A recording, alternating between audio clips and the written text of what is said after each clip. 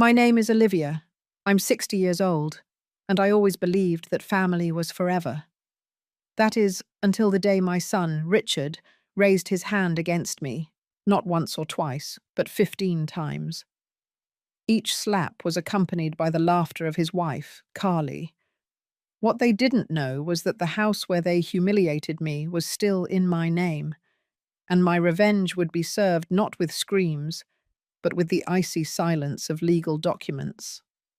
But before I continue, make sure you're subscribed to the channel and write in the comments, where are you watching this video from?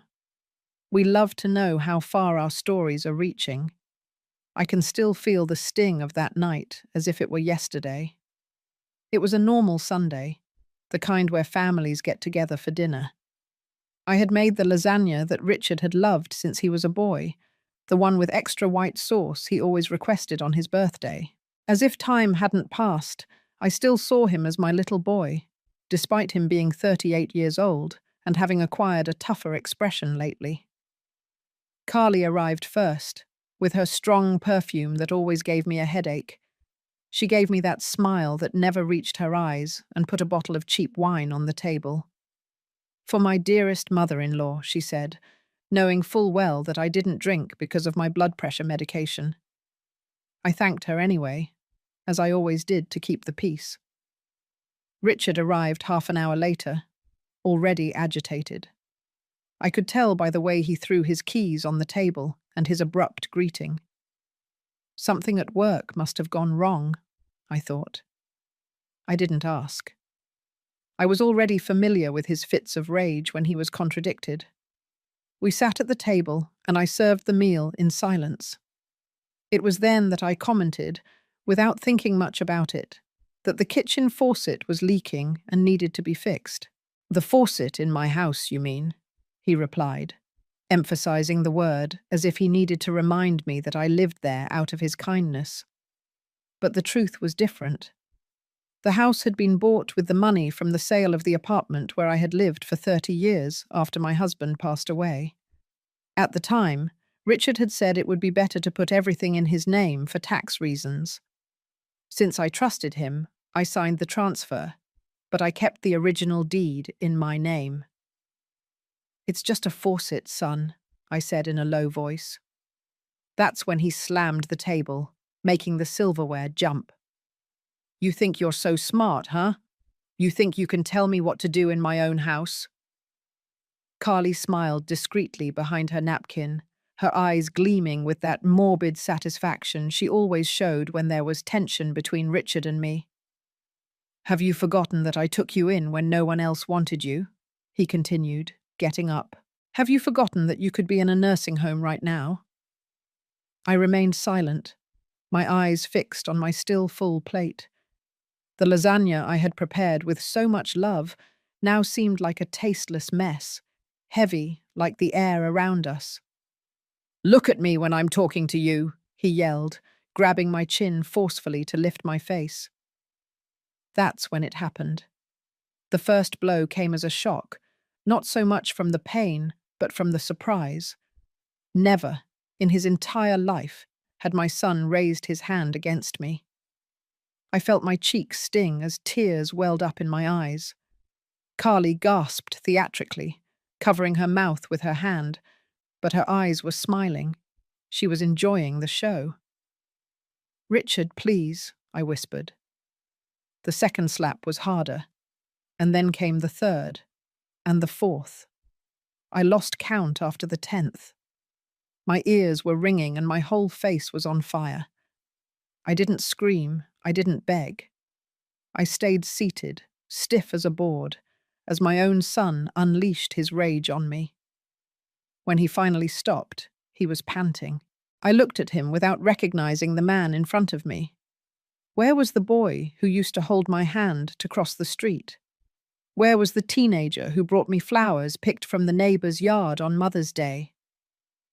"This is so you learn to respect who's in charge here," he said, adjusting his shirt as if he had just closed an important business deal. Carly was smiling openly now, not even bothering to pretend. I got up in silence, leaving my plate untouched, and walked slowly to my bedroom at the back of the house. I closed the door, sat on the edge of the bed, and finally let the tears fall. But they weren't tears of pain or fear. They were tears of a decision that was solidifying in my heart, like ice on a winter night. As I touched my swollen face, I remembered the dresser drawer where I kept the original deed to the house, the document that proved that legally this place was still mine. Richard had convinced me to transfer the property to his name, but we never completed the legal process.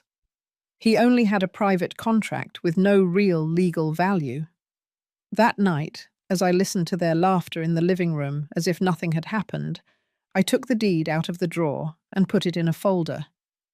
In the morning, when they left for work, I would visit my old friend George, a retired lawyer who still had contacts in the legal field. I went to bed in my clothes, unable to sleep soundly.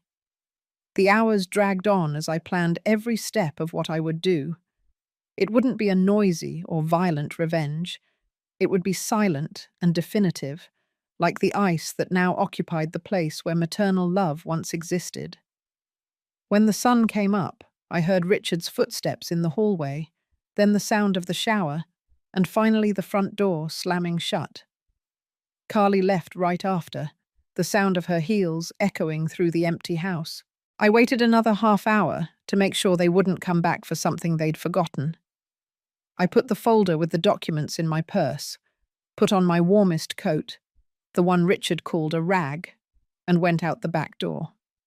The day was cloudy and cold, as if the weather was conspiring with my mood. I walked 3 blocks to George's house in Georgetown. He opened the door, still in his pajamas, but his expression changed when he saw my swollen face. "Olivia, my goodness, what happened to you?" "I need your help, George," I said simply, walking in as he made way for me. "I need to sell a house." George poured me a coffee as he examined the documents I had brought.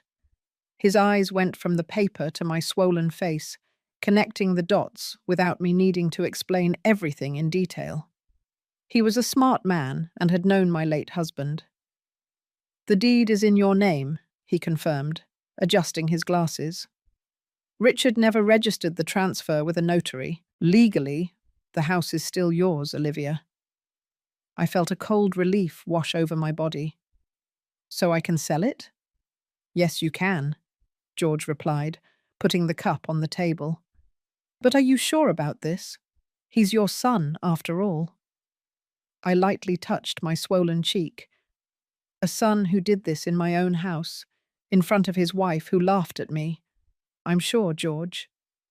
He nodded gravely. "I know a couple looking for a house in that area, in Lomas of the capital," he said. "They can pay with cash and close the deal quickly if that's what you want." "It's exactly what I want," I replied. "I want everything to be done while they're at work. I want Richard to come home today and find strangers living there." George hesitated. "Olivia, this is just," I completed. "It's just, George. I'm not asking for anything more than what rightfully belongs to me." He didn't argue anymore.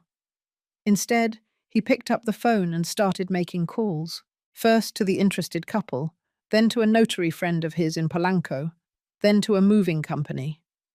As I watched him organize everything, I felt a sense of lightness for the first time in years. Before noon, I was signing the sale papers at a notary's office in downtown New York City. The buyer couple, the Millers, seemed kind and excited about the sudden purchase. They didn't ask about the strange circumstances, perhaps because the discount on the price was too attractive to ask questions. "You can move in today," I said as I handed them the keys. "The house is furnished, but you can do whatever you want with the furniture. I don't want anything from that place." Mrs. Miller took my hands in hers. "Thank you for selling us your house. We've always dreamed of living in this neighborhood." I didn't have the courage to tell her that this place was no longer a dream for me, but a nightmare. I just smiled and wished them happiness. George walked with me to the bank to deposit the money from the sale. What are you going to do now, Olivia? Where are you going to live? I have a friend in San Francisco who always offered me a room. I'll stay with her for a while until I decide what to do with the money.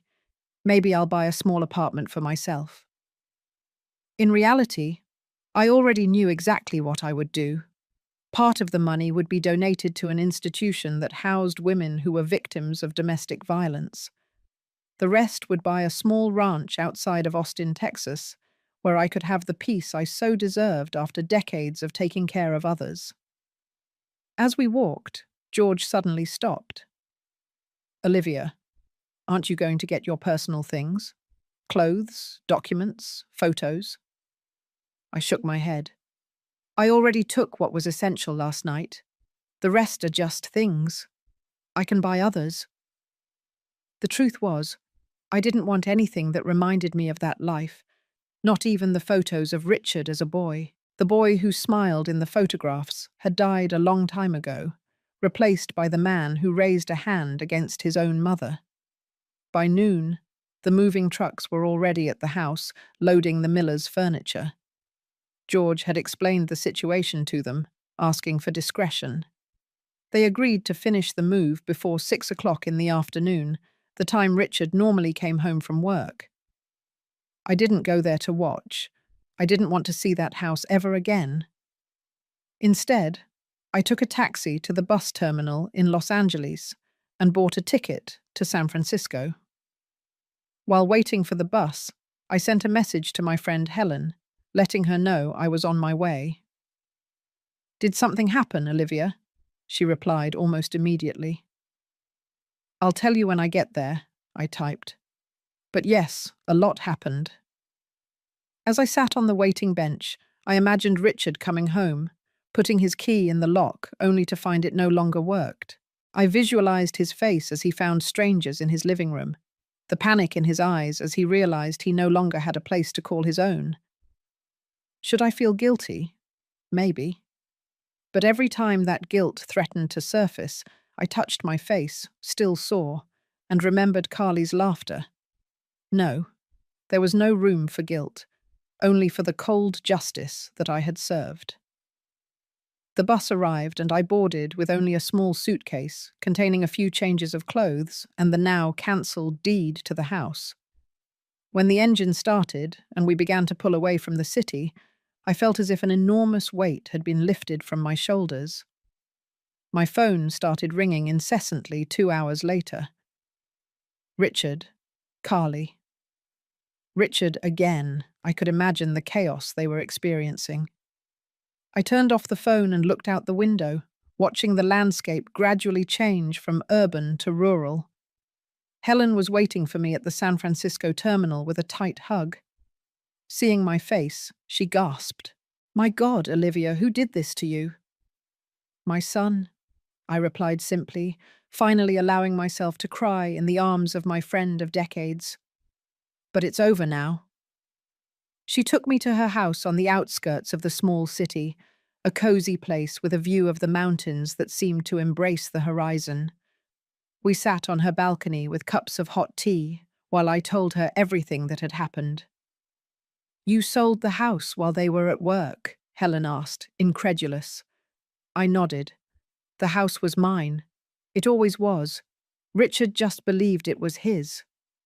Helen shook her head, impressed. "And now, what are you going to do?"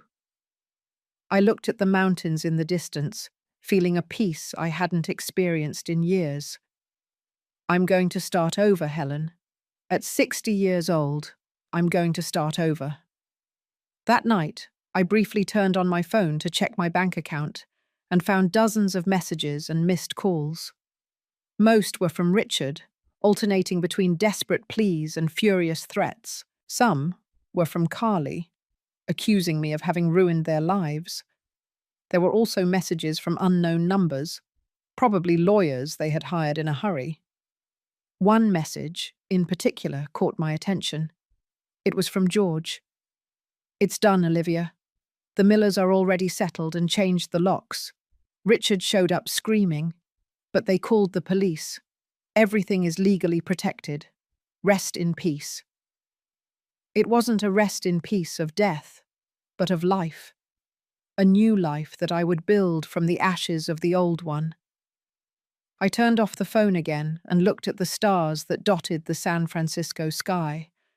For the first time in a long time, I felt like I could breathe completely. The mountain air filled my lungs like a promise of freedom.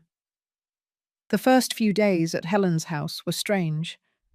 I would wake up startled in the middle of the night, confused about where I was, my heart racing as I remembered the events.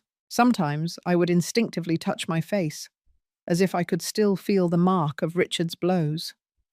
The swelling had gone down, but the memory was still as vivid as an open wound. Helen noticed my unease. One morning, as we were drinking coffee on the balcony, she took my hand. "You did what you had to do, Olivia. Don't carry guilt for it." "It's not guilt," I replied, watching a hummingbird visiting the flowers in the garden. "It's strangeness. For 38 years, I was Richard's mother. I built my life around that. And now you're just Olivia," Helen completed with a kind smile. "Olivia who can do whatever she wants, without answering to anyone." There was a terrifying freedom in those words. Who was Olivia without the role of a sacrificial mother? Who was I apart from the woman who had dedicated her life to an ungrateful son? In the second week, I decided to turn on my phone to check my bank account. The money from the house sale was already available, a considerable amount that would give me comfort for years to come. There were more messages from Richard, but the tone had changed. Now he was pleading, saying it had been a mistake, that he was sorry, that Carly had left him. The last messages were almost incoherent, mixing rage and despair. One of them made me stop. "I'm sleeping in my car, Mum. I have nowhere to go. Please, forgive me." I felt a pang in my chest, that maternal instinct that never completely disappears. For a moment, my fingers hovered over the keyboard, about to reply. But then I remembered Carly's laughter, the sound of his hand against my face, the humiliation I felt sitting at that table while they enjoyed my pain. I turned off the phone without replying. The next day, we visited a local real estate office.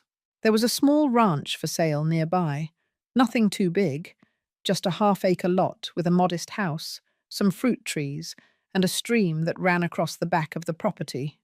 It was perfect. "Are you sure?" Helen asked when I expressed immediate interest. "Don't you want to think about it a little more?" "I've been thinking about this for years without knowing it," I replied with a certainty that surprised me. "I always wanted a place like this, just mine, where I could plant my own vegetables and wake up to the birds singing." We made the offer the same day. The owner, an elderly gentleman who was moving to live with his daughter in the city, accepted promptly. In 1 week, I would be the owner of my own piece of land outside of Austin. While we waited for the paperwork to be finalized, I started buying the basics for my new life. Simple clothes, some kitchen utensils, seeds to plant. Helen accompanied me on the shopping trips, her enthusiasm almost as great as mine. "You're different," she commented as we were choosing gardening tools. "More alive." It was true. The hunched and silent woman who had lived in Richard's house, always trying to occupy the minimum possible space, was disappearing. In her place, someone who had forgotten how to exist was emerging. The Olivia who made plans, who smiled without fear, who chose for herself. 2 days before moving to the ranch, a strange car stopped in front of Helen's house.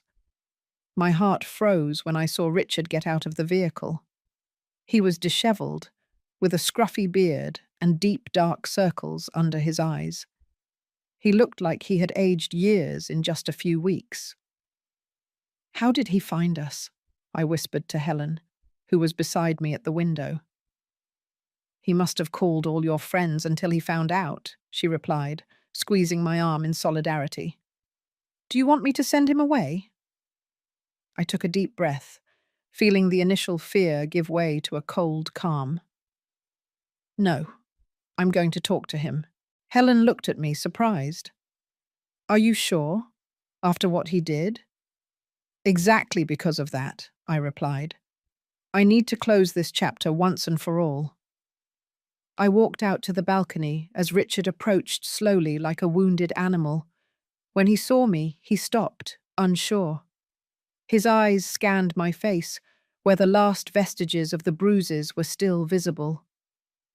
Mom, he began, his voice choked. I raised my hand, interrupting him.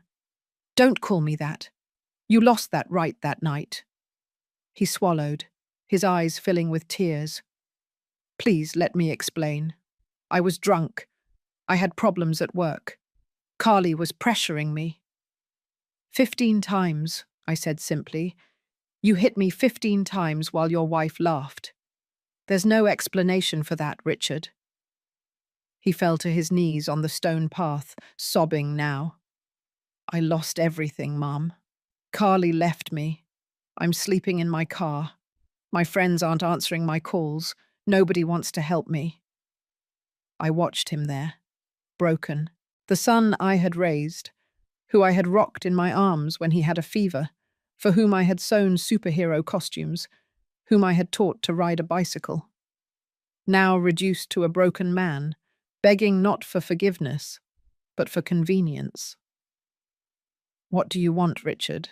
I asked, my voice softer now, but no less firm. I want to go back, he sobbed. I want my life back. Please, tell the new owners it was a mistake, that you couldn't sell the house. And there it was. It wasn't true repentance. It was just desperation to get back his lost comfort. Not once did he mention my pain, my humiliation. Everything came down to what he had lost. I can't do that, I replied calmly. And even if I could, I wouldn't. The house is gone, Richard. Your old life is gone. He lifted his face, contorted by crying. What am I going to do? Where am I going to live? You're 38 years old. You have a job and your health. You're going to do what many people do. Start over, rent a small place, save, rebuild. Alone? He asked, his voice almost childlike. Yes, alone. Just like I'm doing at 60. Richard slowly got up, wiping his face with his sleeve. Something changed in his expression, the plea giving way to a contained rage. You have no heart. A real mother would never do this to her own son. That might have hurt me weeks ago, but now it just confirmed that I had made the right decision. A real son would never do what you did. Goodbye, Richard. I turned to go inside, but his words stopped me.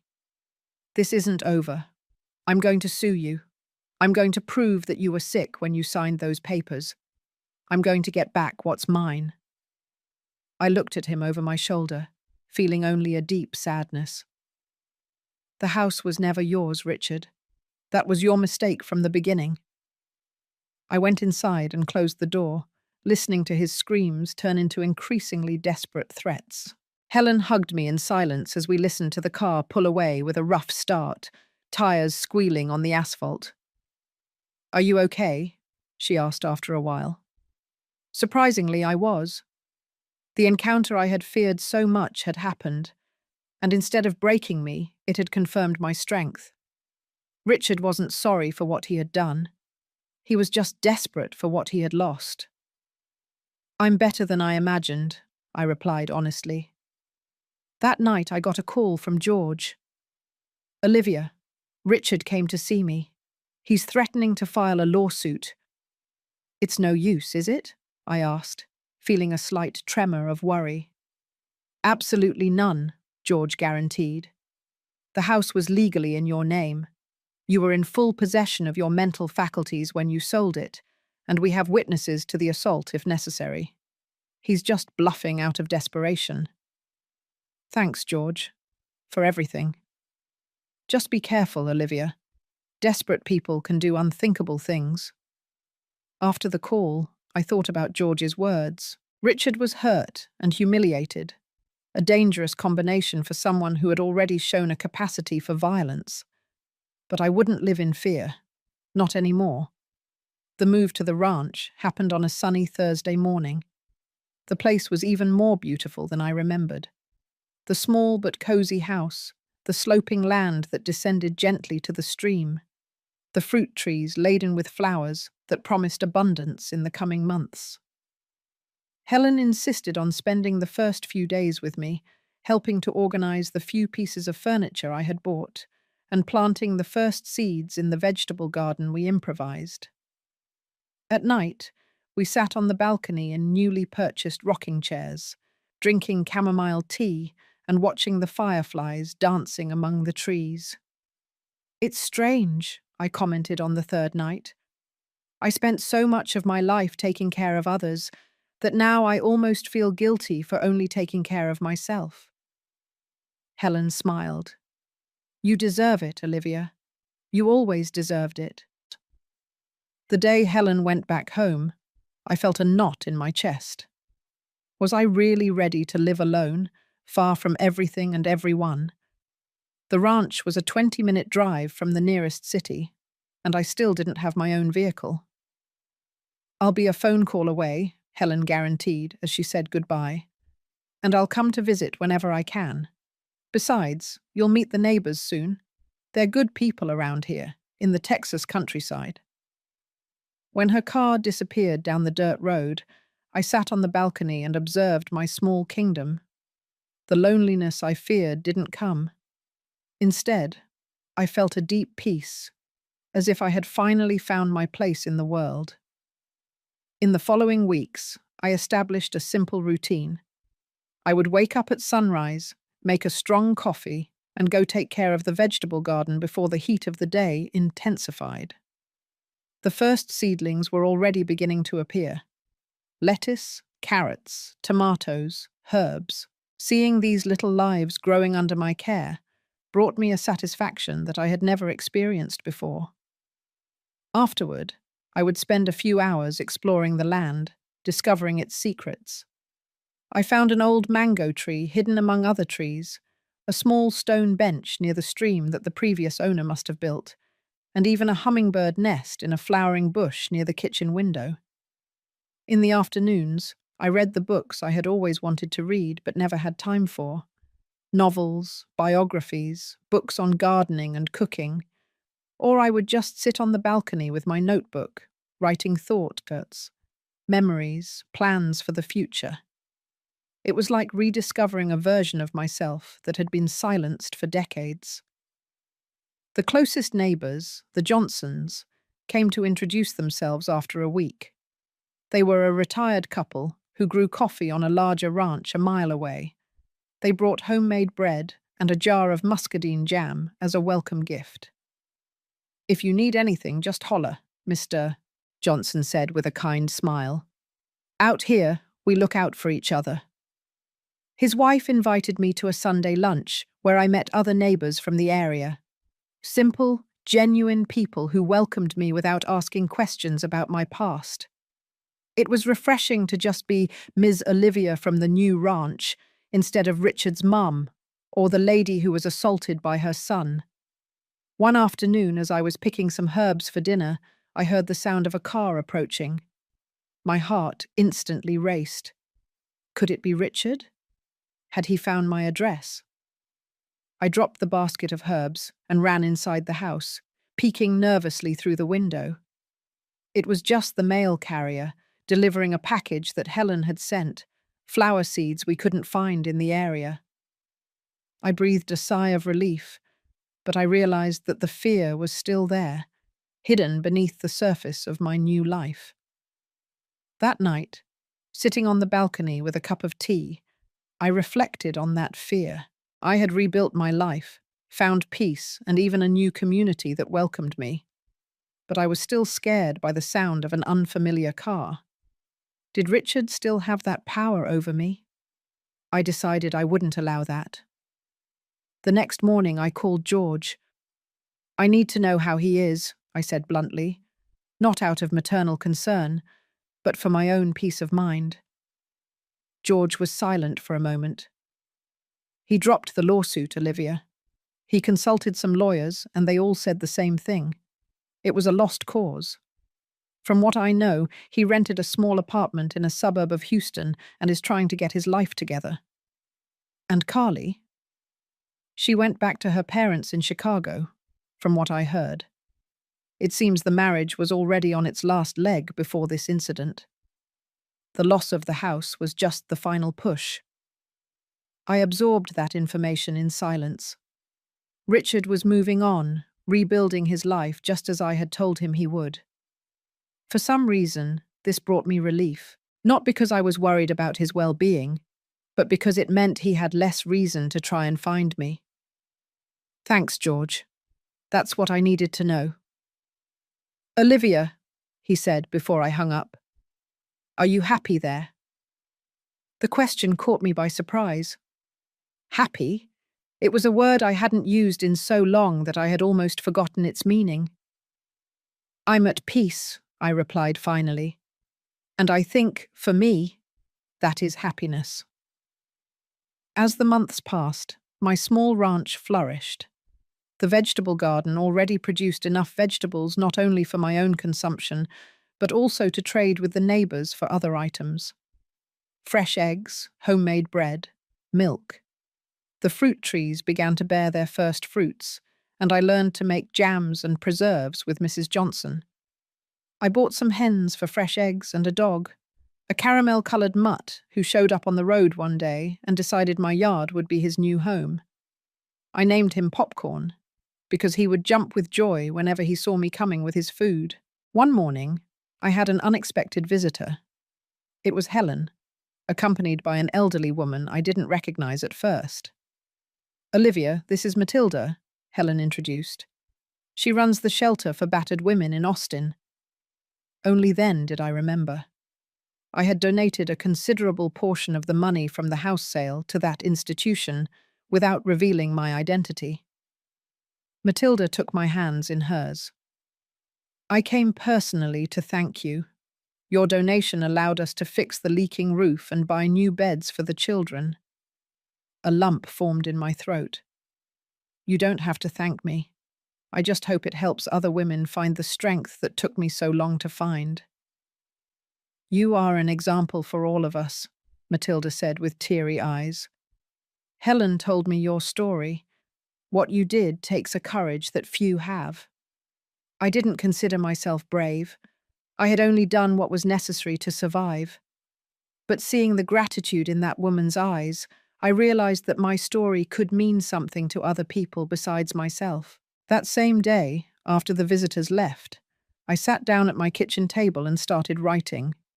Not a simple entry in my diary, but the beginning of a book.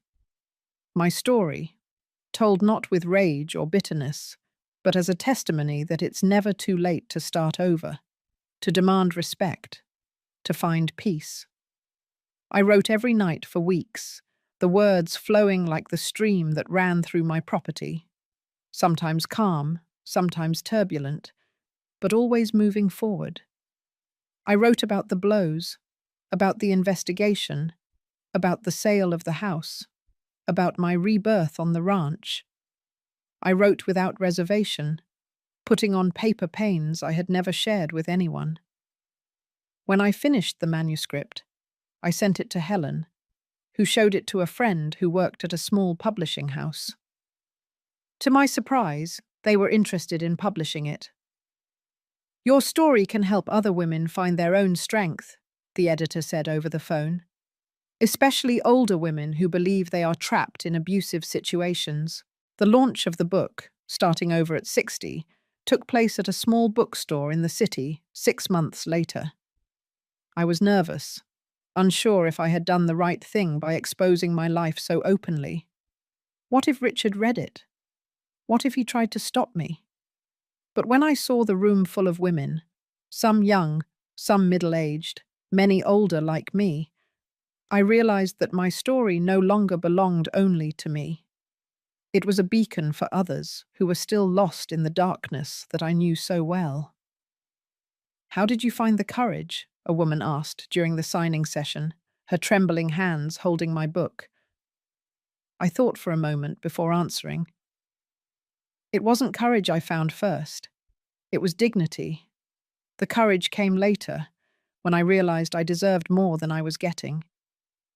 She nodded with tears in her eyes and whispered a thank you that carried the weight of decades of silence. At the end of the event, when the bookstore was almost empty, I noticed a man standing near the door. My heart skipped a beat as I recognized Richard, thinner, older, watching me from a distance with an expression I couldn't decipher. Our eyes met across the almost empty bookstore. Richard didn't come closer. He just stood there, frozen like a statue near the door. I felt my body tense, instinctively preparing for a confrontation. Helen, who was by my side organizing the unsold books, sensed my tension. "Is that him?" she whispered, following my gaze. I nodded slightly, unable to look away from the man I had once called son. He looked different, not just thinner, but somehow diminished, as if he had shrunk inside his own clothes. The air of arrogance that always accompanied him had disappeared. "Do you want me to ask him to leave?" Helen offered, her tone protective. "No," I replied, surprised by my own calm. "It's okay."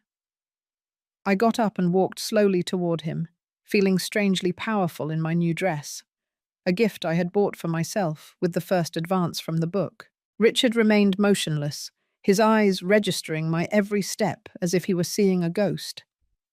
I stopped a few feet away from him, keeping a safe distance. Not out of fear, I realized, but by choice, out of respect for my own boundaries. "Hello, Richard," I said simply. He swallowed, his eyes scanning my face, my posture, as if trying to reconcile the confident woman in front of him with the submissive mother he had known. "You're different," he finally commented, his voice low and uncertain. "I am," I confirmed. There was no need to explain more.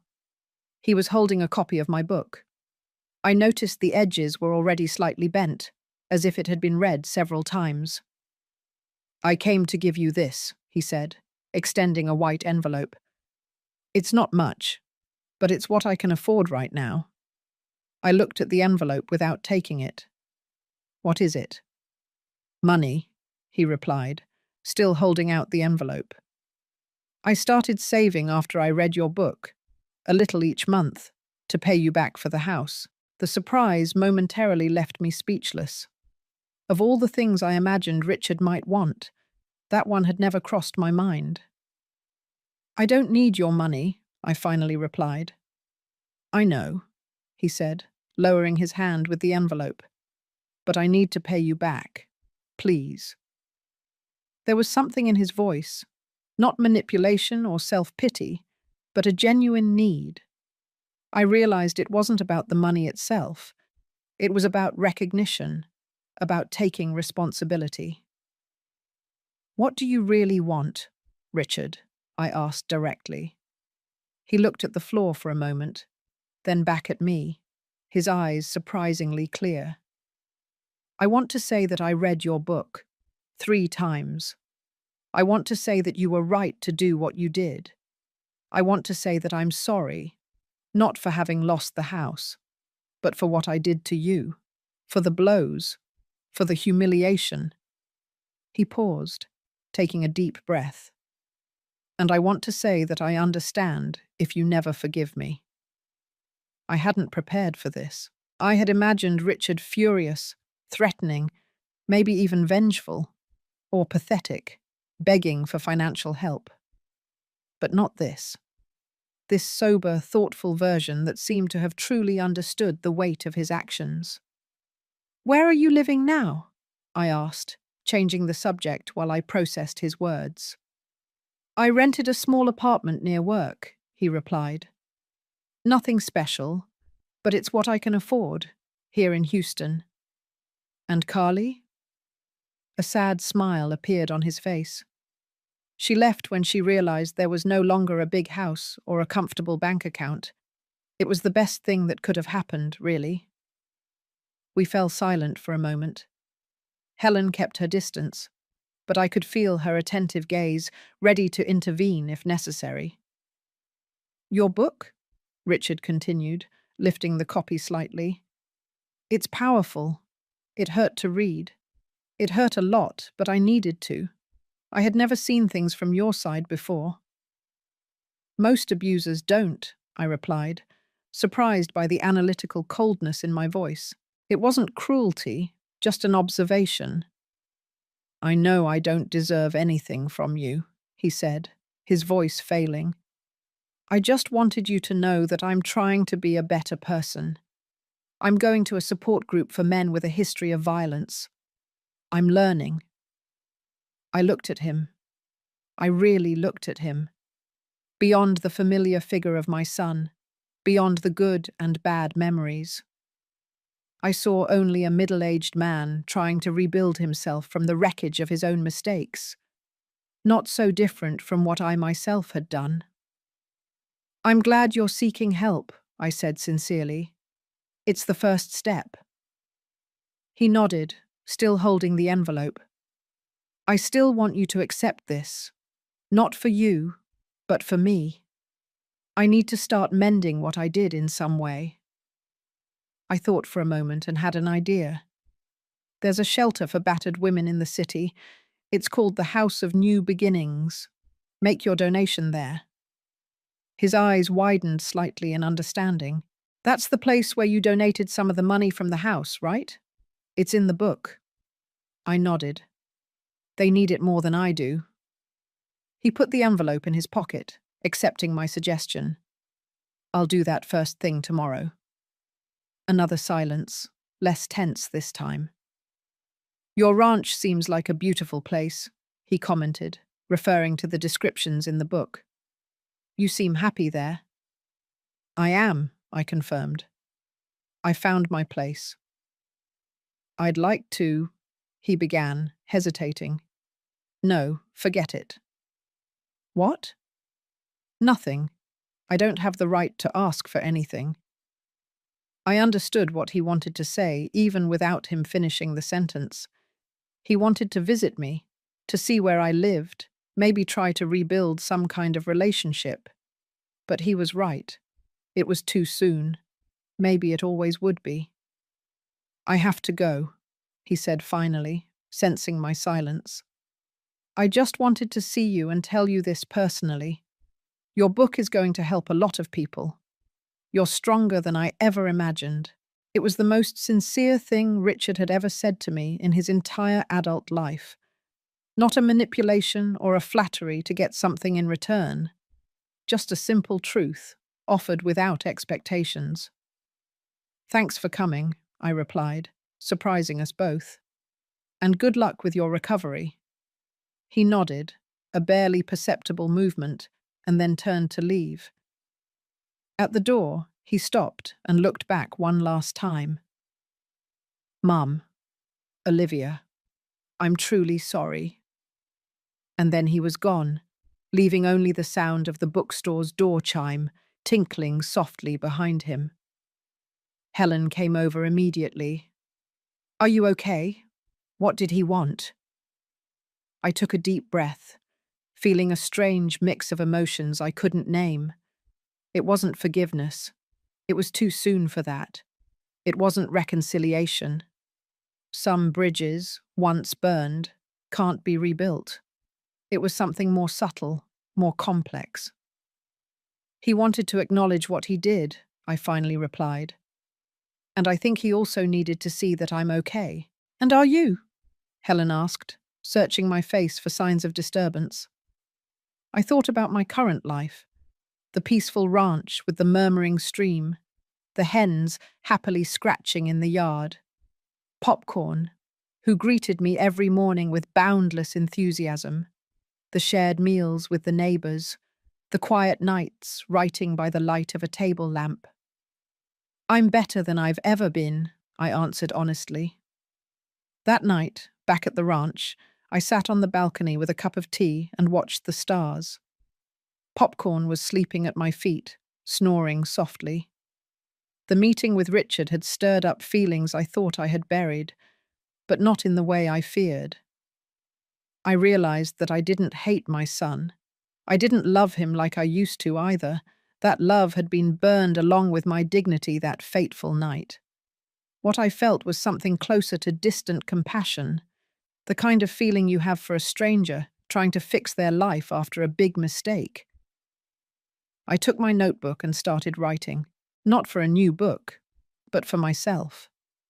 I wrote about the encounter, about the words we exchanged, about the diminished man Richard had become. I wrote about the strange sense of closure that conversation had brought. When I finished, I closed the notebook and breathed in the pure night air. The scent of jasmine blooming near the balcony filled my lungs. I was at peace, not because of Richard's repentance, but in spite of it. My happiness no longer depended on his approval, his love, or his recognition. It was entirely my own. Spring came to the ranch with an explosion of colours and scents. The muscadine tree near the house was filled with bright, dark berries. The orange trees were filled with fragrant white flowers, and the vegetable garden was thriving with lush greens. I woke up every day to the sound of birds singing and fell asleep to the croaking of frogs by the stream. My book had gained unexpected attention. I started receiving letters from readers, mostly older women who, like me, had endured abuse for years, convinced that it was too late to change. Some wrote that my story had given them the courage to leave toxic relationships. Others had confronted adult children who mistreated them. Each letter filled me with an emotion I had never experienced before, a sense of a greater purpose that transcended my own journey. One morning, I received a call from Matilda, the director of the women's shelter. "Olivia, we have a delicate situation here.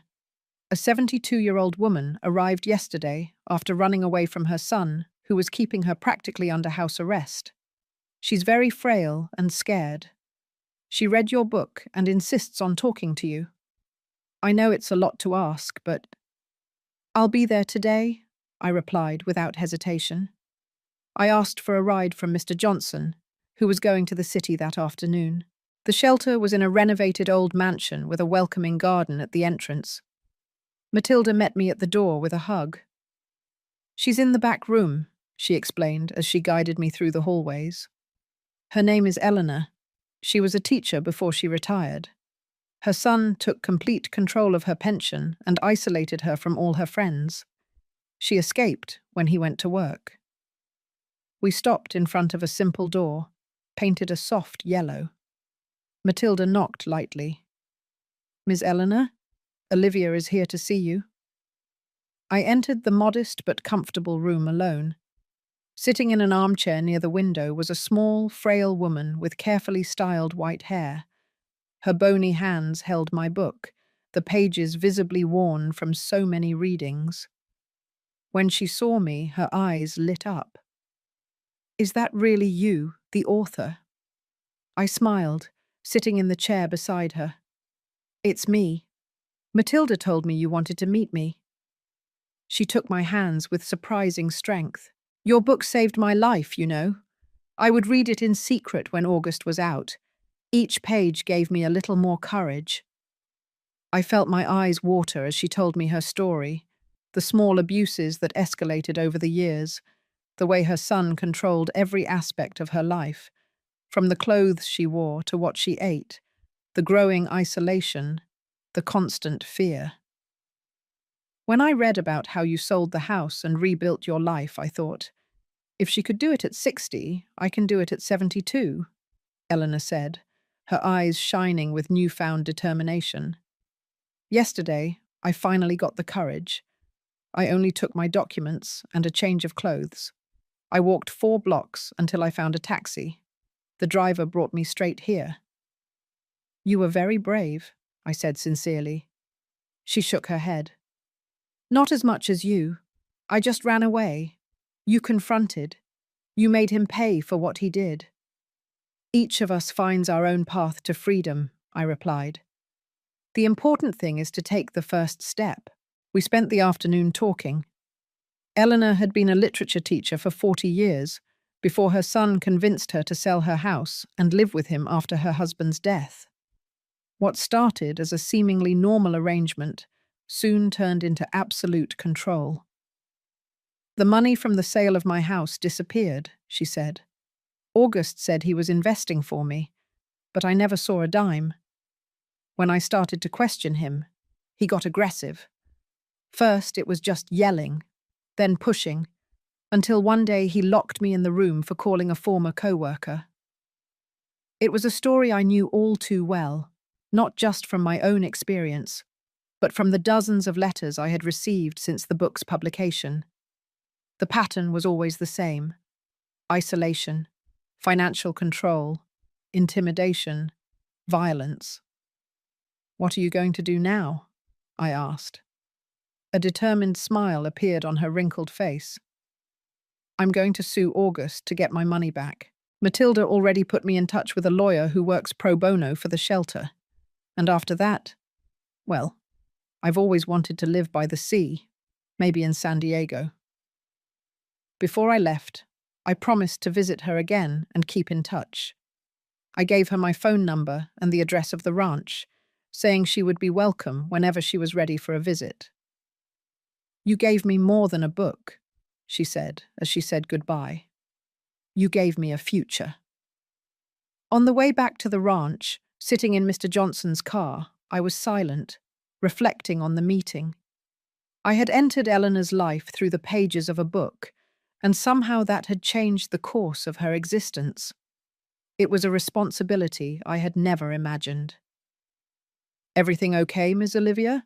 Mr. Johnson asked, noticing my silence. Yes, I replied, looking out the window at the mountains that were getting closer, announcing the proximity of home. Just thinking about how life comes full circle. The visits to the shelter became regular. Once a month, I would go to the city of Austin to talk with the women who sought refuge there. Not just Eleanor, but others who arrived with equally painful stories. I didn't consider myself a counselor or a therapist, just someone who could say, I understand, and truly mean it. In time, Matilda suggested that I formalize these visits as a support group. Women open up to you in a different way, she explained. You represent a real possibility of starting over, especially for the older ones. That's how Starting Together was born, a group that met every 2 weeks at the shelter. There, women of all ages shared their stories, their fears, their small victories. I just moderated, offering my own experience when it seemed helpful. In one of those meetings, a young woman in her 20s asked a question that caught me off guard. Ms. Olivia, did you forgive your son? The room fell silent. It was a question they all wanted to ask, but no one had had the courage. I thought about the encounter with Richard at the bookstore, about the letters he had sent afterward. Respectful letters, without demands, just updates on his life and his progress in therapy. Letters that I read, but rarely answered. I don't know if forgiveness is the right word, I replied honestly. I understand that he is trying to change. I accept his apologies as genuine. But some breaks are permanent. What we had no longer exists and will never exist in the same way. But do you still consider him your son? The young woman insisted. I took a deep breath. Richard will always be my son biologically, but our relationship, if we ever have one again, will be completely different, based on mutual respect and clear boundaries, not on family obligations or automatic forgiveness. And is that enough for you? I looked out the window, toward the shelter garden where some children were playing, sons and daughters of women who had found the courage to break cycles of violence. It's more than enough, I replied, Because my happiness no longer depends on him, it only depends on me. On the way back to the ranch that day, I stopped in the central square of the small town to buy some fruit. As I was choosing some apples, I heard someone call my name. It was George, my old lawyer friend, who was passing through the area. "Olivia, so good to see you," he exclaimed, approaching with a genuine smile. "You're radiant." We chatted for a few minutes, catching up on our lives. George had fully retired and was now dedicated to painting, a hobby from his youth that he had abandoned for his legal career. "I spoke with Richard last week," he commented casually. "He called to thank me for the advice I gave him when he wanted to sue you. He said it was the best thing I ever did for him, stopping him from making another mistake." I nodded, not quite knowing what to say. It was strange to hear news of my son through a third party, as if he were just a distant acquaintance. "He's really trying, Olivia," George continued. "I'm not defending what he did. I never would. I just thought you'd want to know." "Thanks for telling me," I replied sincerely. "I hope he finds his way." As I drove back to the ranch, I thought about that strange web of connections that life weaves. Richard, who had been the center of my universe for so long, was now a peripheral figure. And I, who had lived in the shadows for decades, was now at the center of a community of women who found strength in each other. The second anniversary of my move to the ranch came with the scent of orange blossoms. I decided to celebrate with a Sunday lunch, inviting the people who had become important in my new life. Helen, the Johnsons, Matilda, some women from the support group who had already moved on, including Eleanor, who now lived in a small apartment by the sea, as she had dreamed, in San Diego. Sunday morning dawned perfectly. Blue sky, pleasant temperature, a light breeze rustling the leaves of the trees. I woke up early to prepare the house and cook. I had planned a simple but cozy menu: rice, beans, a ranch hen in sauce with potatoes from my garden, fresh leaf salad, and for dessert, a corn cake with a niece that my mother used to make.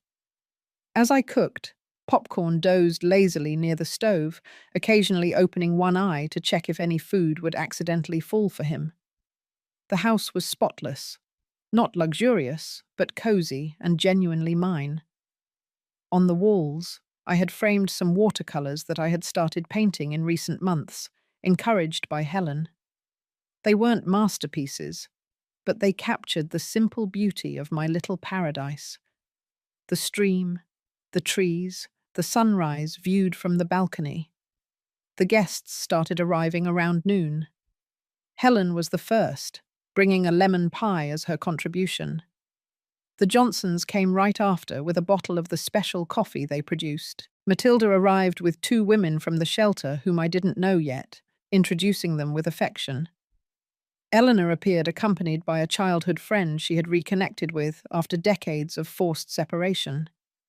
We set up a large table on the balcony, covering it with a colourful embroidered tablecloth I had bought at the city market. Conversations flowed naturally, laughter echoed across the property, and stories were shared without hurry. I watched that diverse group gathered in my house, people I hadn't even known 2 years ago, but who were now an integral part of my daily life. After lunch, as we were serving coffee, I heard the sound of a car approaching on the dirt road. I wasn't expecting anyone else. All the guests exchanged curious glances. "Are you expecting someone else, Olivia?" Helen asked. "No," I replied, getting up to see who it was. My heart raced when I recognized the car parking under the shade of a mango tree. It was Richard.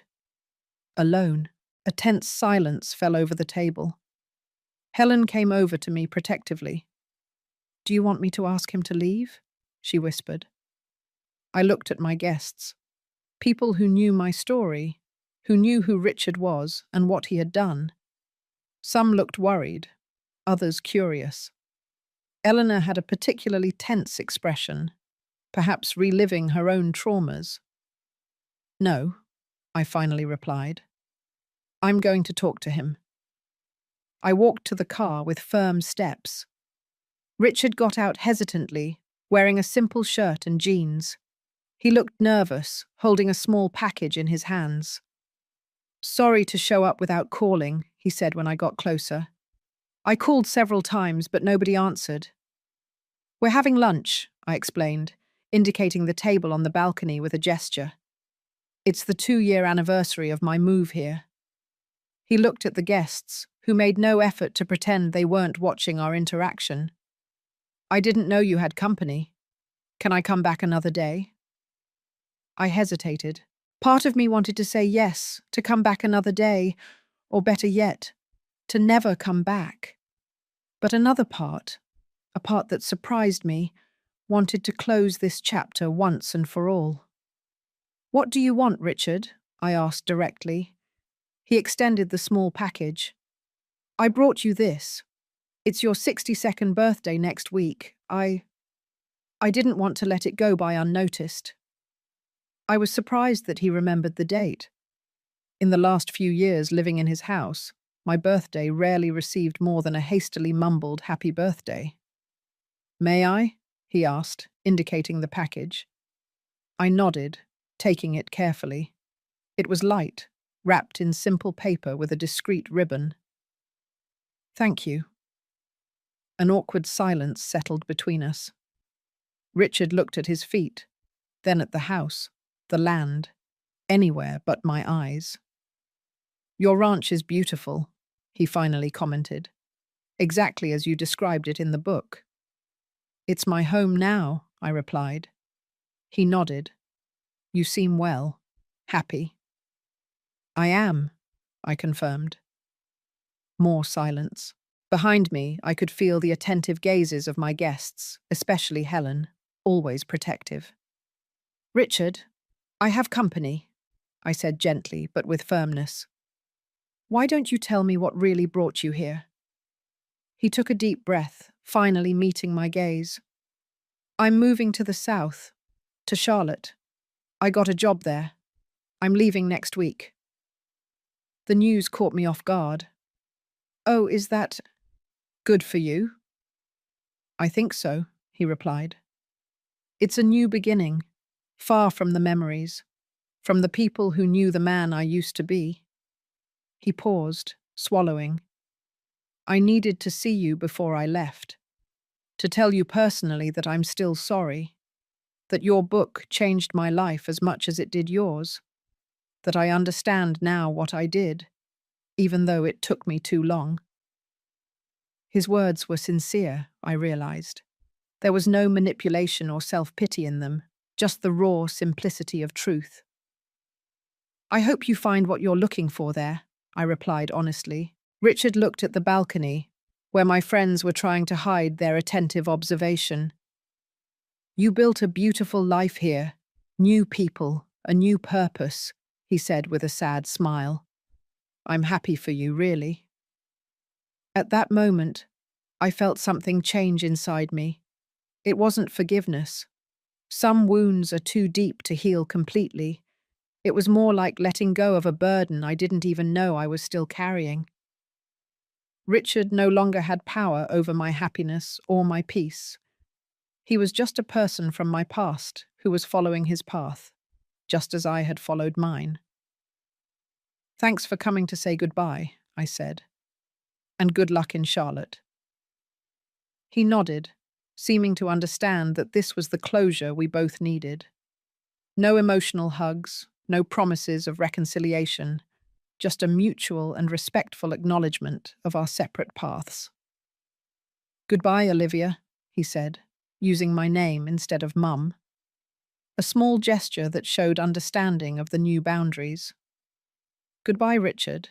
He got in the car and slowly drove away down the dirt road, kicking up a small cloud of dust behind him. I stood there, watching until the vehicle disappeared around the bend. The small gift was still in my hands. When I returned to the balcony, everyone was looking at me with expressions that varied from concern to curiosity. Helen was the first to speak. "Are you okay?" Surprisingly, I was, I replied. Better than I imagined was possible.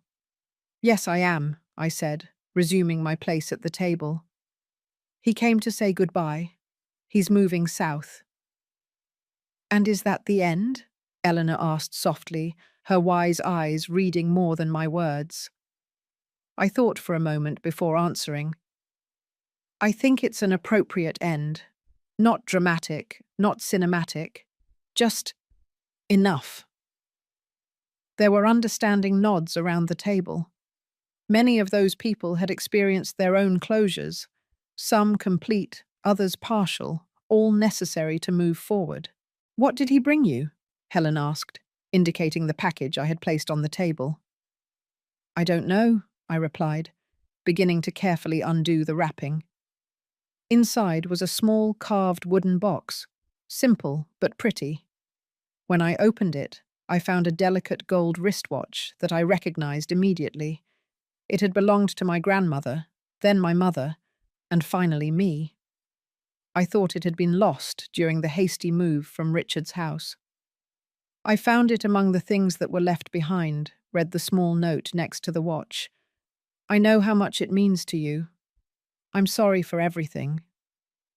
I touched the watch gently, feeling its familiar, cold texture against my fingers. It was more than an object. It was a piece of my history, a connection to the strong women who came before me, women whose lives I never knew completely, whose struggles probably resembled mine in ways I would never know. It was my grandmother's, I explained to the guests. I thought I had lost it forever. How nice that it came back to you, Mrs. Johnson commented gently. I put the watch on my wrist where it belonged. In a way, it was symbolic. The time that had been interrupted was now flowing again, marking not just hours and minutes, but also the continuity of life, with all its imperfect breaks and repairs. The rest of the afternoon passed in a lighter atmosphere. Richard's unexpected visit, instead of ruining the celebration, had added a note of closure that I didn't even know I needed. The conversation started flowing again, the laughter returned, and when the sun began to set, colouring the sky in shades of orange and pink, I felt a completeness that I couldn't explain. After the last guest left, I sat alone on the balcony with popcorn sleeping at my feet. My grandmother's watch shone softly in the light of the lantern, marking time with its constant and comforting tick-tock. Thinking about the 2 years that had passed, I realized how far I had come since that terrible night at Richard's house. The woman who trembled under her son's blows, who cringed at her daughter-in-law's malicious laughter, who accepted humiliation in silence. She had transformed into someone I barely recognized. Not because this new version of me was a stranger, but because it was who I should have always been. At 62 years old, I had rebuilt not just a life, but an identity. An identity based not on sacrifices or family obligations, but on conscious choices and healthy boundaries. I had discovered that it's never too late to say no to disrespect, no to violence, no to relationships that diminish instead of elevate. And maybe most importantly, I had discovered that it's never too late to say yes to myself. The sun disappeared completely on the horizon, leaving only one last halo of golden light. I got up, called popcorn, and went inside the house I had truly made my own. Tomorrow would be another day in my new life. A life that I had conquered not only by surviving the blows, but by finding the courage to respond to them, not with more violence, but with a cold and precise determination that changed everything. As I got ready for bed, I thought about the word new beginning, the title of my book, the theme of the support group, the essence of my journey. Starting over didn't mean erasing the past or pretending the wounds never existed. It meant building something new and better on the scars, using them as a foundation instead of allowing them to be prisons. Richard was starting over in Charlotte. Eleanor was starting over by the sea in San Diego. Other women were starting over at the shelter in small city apartments, in the new relationships they were building, and me. I had started over here, among orange and muscadine trees, with a caramel dog and a murmuring stream, surrounded by people who saw me for who I was, not for what they could get from me.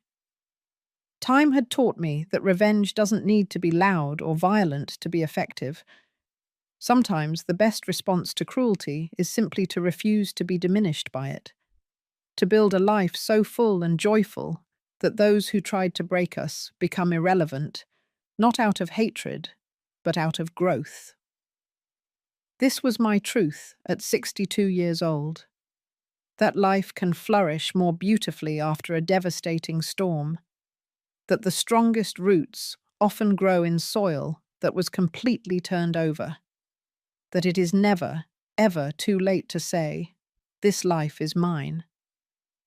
And for any woman listening to my story, whether she's young or old, trapped in abusive relationships, or just beginning to identify the warning signs, my message is clear. You deserve respect. You deserve peace. You deserve a life that is truly yours. And if I, at 60 years old, could find the courage to start over after decades of submission, you can too. It doesn't matter your age, your financial situation, your fears. The first step is the hardest, but each step after it becomes a little easier, until one day you find yourself walking, no, dancing, toward a freedom you didn't even know existed. Now, if you liked this story, click subscribe and tell me in the comments what part left you speechless. Oh, and don't forget to become a member to get access to exclusive videos that I don't post here. I'll see you there.